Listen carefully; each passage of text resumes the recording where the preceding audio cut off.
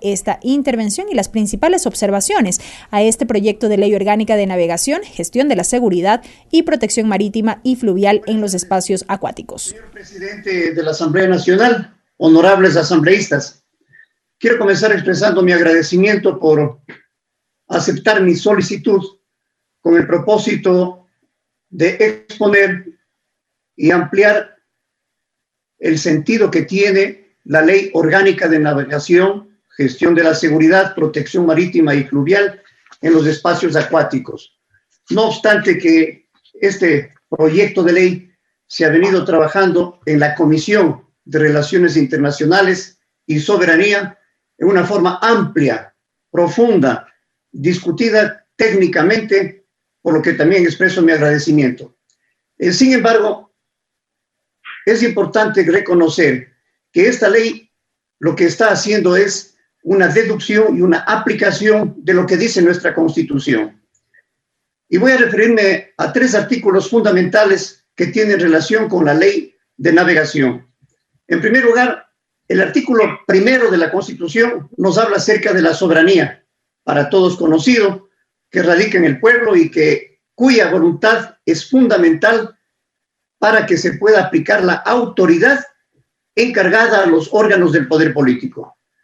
Y cuando decimos en este sentido de autoridad y poder político, lo que estamos haciendo es velando por la protección de los deberes, de los derechos de la población, orientados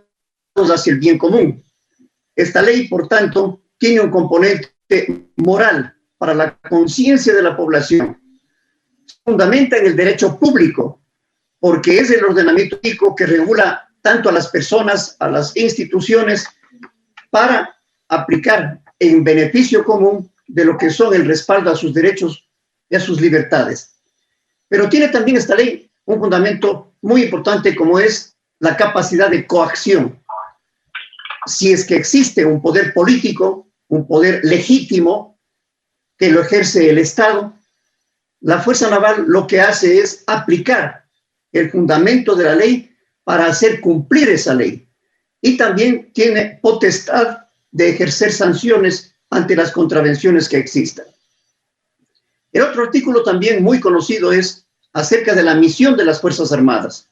El artículo 158, sobre la soberanía y la integridad territorial. Soberanía ampliamente ya explicado, pero la integridad territorial es fundamental para esta ley por cuanto nos habla de la necesidad de que se respete la totalidad. La integridad territorial significa eso,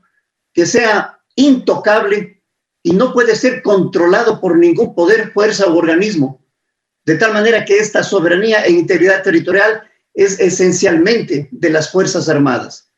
Y el artículo 4 es más específica todavía, cuando habla de la unidad geográfica. Entonces, conocemos acerca del espacio continental, el espacio marítimo, las islas, el mar territorial, el archipiélago de Galápagos, el suelo, subsuelo, la plataforma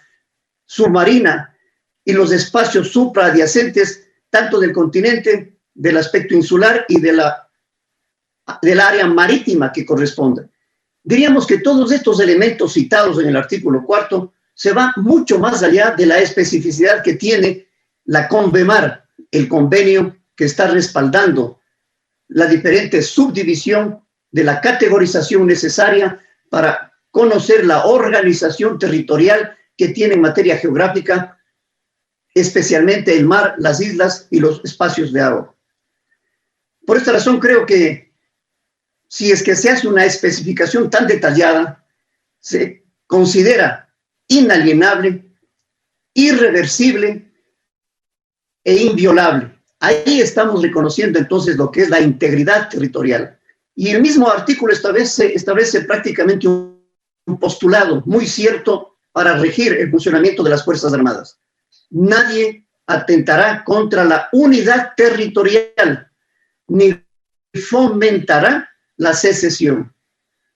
Esto habida cuenta de que puedan existir convenios que se puedan realizar, siempre y cuando no atenten con lo que se acaba de manifestar en la unidad geográfica, territorial e histórica que tiene concebida en la Constitución acerca del territorio, de los recursos y del patrimonio nacional. Y simplemente la CONVEMAR, que es un convenio que rige la organización y el derecho marítimo y territorial en el territorio ecuatoriano, se fundamenta en el 425, que es del orden jerárquico de las normas que rigen al Estado ecuatoriano. Ahí está el convenio, entonces, que va a dar sustento a la ley que estamos presentando para aprobación de la Asamblea Nacional. Una ley que debe partir acerca de la organización del sistema marítimo nacional. El propósito fundamental es precisamente lo que he dicho acerca de los artículos en que fundamenta la Constitución para que exista una ley. Garantía de la soberanía nacional. Pero también, como es evidente, que haya seguridad en la navegación, porque de eso depende que se pueda aprovechar los recursos que tiene el Estado, de su mar, de su plataforma, de su espacio marítimo, de todas las actividades que se derivan del funcionamiento de la navegación, de comercio, del transporte, de los puertos y las industrias del mar. Todo eso es la protección que se da no solamente a estos recursos que acabamos de mencionar, sino también al ambiente, además de los recursos marítimos que se encuentran en el espacio geográfico, a responsabilidad de la soberanía y de la integridad territorial por parte de la Fuerza Naval. Y también asistimos en la gestión de riesgos. Ese es el propósito de la Ley de Navegación. Pero cuando estamos hablando de la seguridad marítima, más específicamente, hay que hablar de las normas tanto preventivas como de control de las naves y de la gente de mar que trabaja, que vive, que opera en el mar, para que exista a través de la ley la presencia de una autoridad marítima. Esta autoridad se desprende del artículo 1 de la Constitución, que haya poder fundamentado con autoridad y que se constituya en un rector de los puertos y que tenga la facultad de reconocer, de asignar y de controlar el abanderamiento de las naves que estén surcando o que lleguen al mar territorial ecuatoriano. 4 son los aspectos que están determinados en esta ley de navegación, que a más de nuestra Constitución, como es evidente, estamos dentro del derecho marítimo internacional. Organizaciones internacionales son las que determinan normas, fundamentos para que funcione a través del mundo la navegación, el comercio y el uso del mar. En este sentido, estos 4 aspectos se corresponden, primero con la navegación, en segundo lugar, la seguridad en esa navegación, la protección marítima y las contravenciones que pueden ser consideradas y administradas, establecidas en la ley. Cuando hablamos de la navegación, es necesario que las naves tengan un adecuado registro, una certificación, un control. Esa navegación debe ser no solamente registrada tanto en el mar como en los ríos, en los recursos fluviales, de tal manera que se pueda funcionar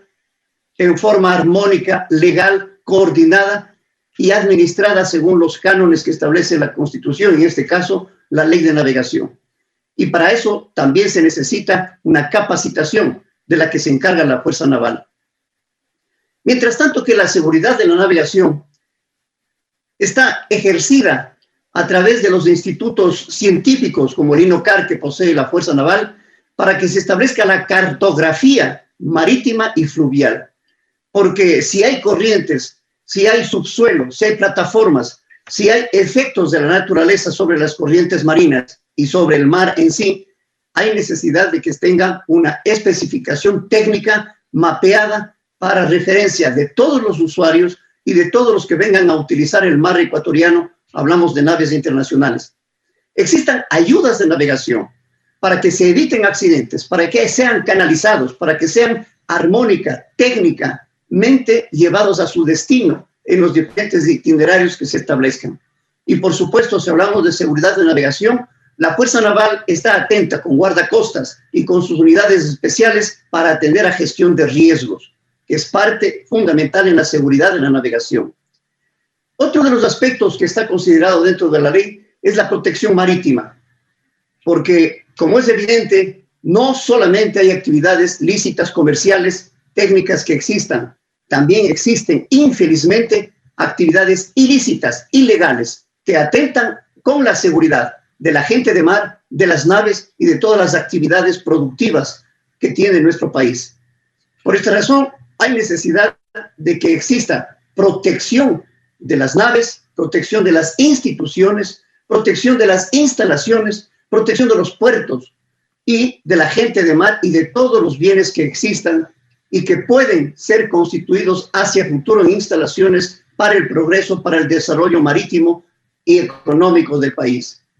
Debe existir, por consiguiente, para toda esta forma de ejercer la aplicación de la ley, una policía marítima. Y es el único caso de las Fuerzas Armadas que cumplen este papel como policía marítima, porque tienen los recursos, porque operan en el mar, en el archipiélago, en todo el espacio acuático, fluvial que tiene la geografía ecuatoriana. Y también, como es evidente, el ambiente es parte fundamental para la protección y que tiene repercusión en los recursos, en las naves y en el funcionamiento de la navegación. Finalmente, se contemplan las contravenciones que son materia de la administración para el funcionamiento de la ley o de quienes infrinjan voluntaria o involuntariamente, pero que tiene que ser analizado y se establezcan las sanciones de ser el caso, las impugnaciones que se presenten y, en definitiva, dar atención a la vigencia, al cumplimiento de la ley. Todos esos aspectos que estamos mencionando se centran fundamentalmente en lo que es la protección de la población, de la gente de mar, de las naves, de los recursos, de las instalaciones, del ambiente. Por esta razón, esta policía marítima tiene una forma específica de actuar si es que está respaldada en la ley, en donde podemos decir es una autoridad legal, una autoridad legítima, que le va a permitir dar respaldo jurídico al empleo de los medios navales, para que haya seguridad en el transporte, en la movilidad naval, en el movimiento, en las instalaciones, en los puertos, de tal manera que haya una armonía, un funcionamiento equilibrado entre todos los que hacen uso y derecho del comercio, del transporte y de la navegación. Por esta razón, la Fuerza Naval tiene facultades como Policía Marítima de realizar visitas, de realizar inspecciones. Si hablamos de registros, de certificados para la navegación, debe tener capacidad de actuar, de inspeccionar, y si es el caso, de realizar retenciones. Y cuando hay actividades ilícitas o desconocidas o no identificadas, o que no se hayan registrado, o que abandonen los registros, facultad para la persecución, es decir, amparados en el derecho que nos da tanto la Constitución como el derecho marítimo internacional. Estos son los aspectos fundamentales que viene tratando esta ley y que consideramos que la Asamblea Nacional va a dar el suficiente respaldo y va a garantizar de que después de más de 50 años se tenga una ley actualizada que responda a las necesidades, a los retos que tienen las Fuerzas Armadas en la época actual y que puedan cooperar con otras leyes, como la ley de pesca, como la cooperación internacional, porque no es específica la misión solo para el país, sino de cooperación internacional. Y finalmente, si me permite, señor presidente, en esta misma oportunidad de analizar, de motivar la trascendencia que tiene esta ley de navegación, tenemos, luego de una visita técnica in situ realizada por la Comisión de Soberanía y de Relaciones Internacionales a Galápagos, por cuanto consideramos que la estrategia que determina y que está funcionando por parte del Ministerio de Defensa con sus Fuerzas Armadas ha establecido la estrategia de seguridad común regional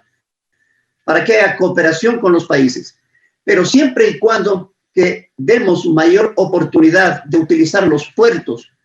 los aeropuertos que tiene el país o que se deben mejorar para un mejor desempeño. Y me estoy refiriendo al archipiélago de Galápagos. Es una verdadera posición estratégica extraordinaria, porque si está a 1000 kilómetros de la costa, lo más importante es tener